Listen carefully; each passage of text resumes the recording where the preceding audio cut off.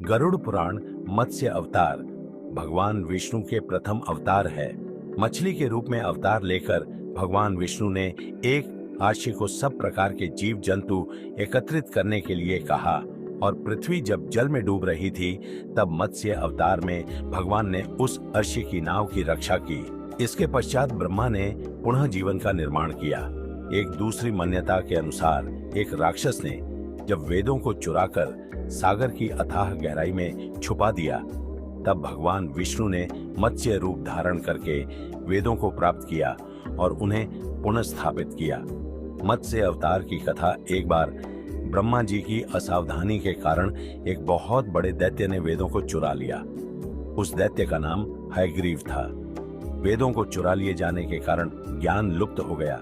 चारों ओर अज्ञानता का अंधकार फैल गया और पाप तथा अधर्म का बोलबाला हो गया।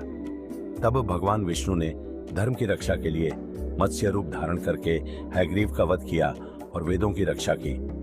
भगवान ने मत्स्य का रूप किस प्रकार धारण किया, इसकी विस्मयकारिणी कथा इस प्रकार है। कल्पांत के पूर्व एक पुण्यात्मा राजा तप कर रहा था। राजा का नाम सत्यव्रत था। सत्यव्रत पुण्यात्मा तो था ही, बड़े उदार हृदय का भी था। प्रभात का समय था, सूर्योदय हो चुका था। सत्यव्रत कृतमाला नदी में स्नान कर रहा था। उसने स्नान करने के पश्चात जब तर्पण के लिए अंजलि में जल लिया तो अंजलि में जल के साथ एक छोटी सी मछली भी आ गई। सत्यव्रत ने मछली को नदी के जल में छोड़ दिया। मछली बोली, राजन, जल के बड़े बड़े जीव छोटे छोटे जीवों को मारकर खा जाते हैं। अवश्य कोई बड़ा जीव मुझे भी मारकर खा जाएगा। कृपा करके मेरे प्राणों की रक्षा कीजिए। सत्यव्रत के हृदय में दया उत्पन्न हो उठी। उसने मछली को जल से भरे हुए अपने कमंडलू में डाल लिया। तभी एक आश्चर्यजनक घटना घटी।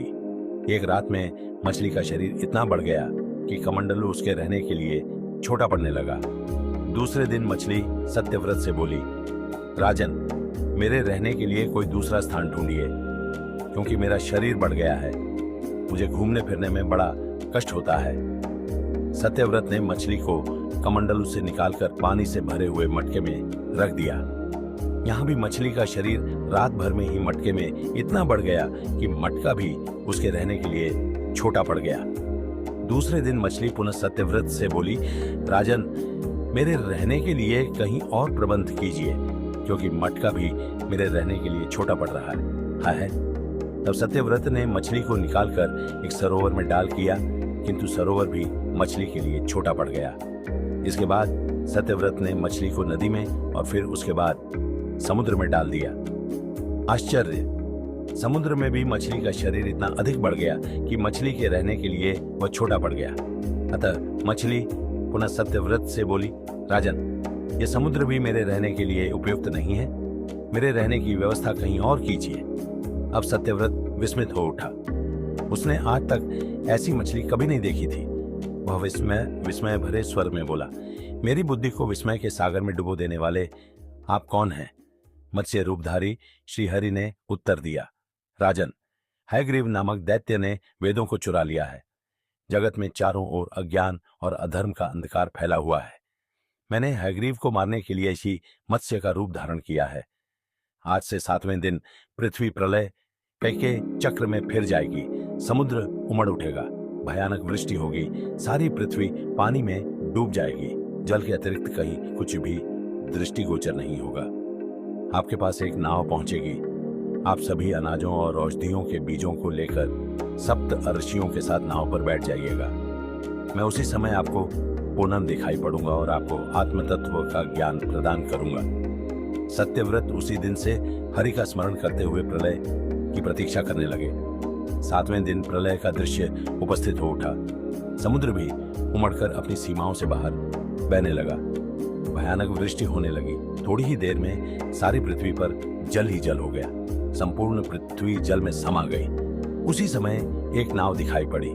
सत्यव्रत सप्त अर्षियों के साथ उस नाव पर बैठ गए। उन्होंने नाव के ऊपर संपूर्ण अनाजों और औषधियों के बीज भी भर लिया।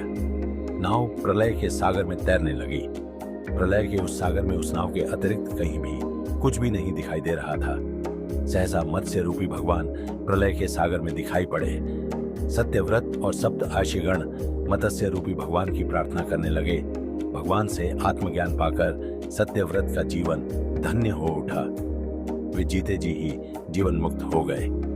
प्रलय का प्रकोप शांत होने पर मत्स्य रूपी भगवान ने हयग्रीव को मारकर उससे वेद छीन लिए। भगवान ने ब्रह्मा जी को पुनः वेद दे दिए। इस प्रकार भगवान ने मत्स्य रूप धारण करके वेदों का उद्धार तो किया ही, साथ ही संसार के प्राणियों का भी अमित कल्याण किया।